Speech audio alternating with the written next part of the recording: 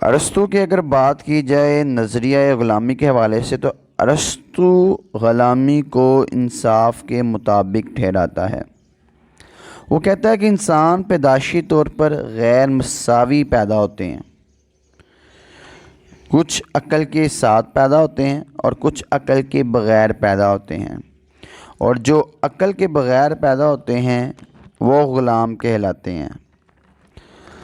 چونکہ ان میں عقل موجود نہیں ہوتی تو یہ جسمانی لحاظ سے صحت مند، مضبوط، تندرست ہوتے ہیں، اس لیے محنت کرنے والا کام بھی کرتے ہیں اور اپنے آقا کے تمام احکامات بھی بجا لاتے ہیں۔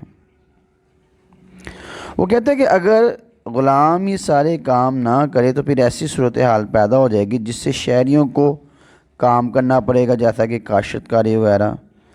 تو ایسے میں ریاست کے امور کون نپٹائے گا؟ لہٰذا وہ غلام کو ایک جائز ٹھہراتا ہے اور یوں معاشرے کو وہ دو طبقات میں تقسیم کرتا ہے، جس میں ایک آقا اور ایک غلام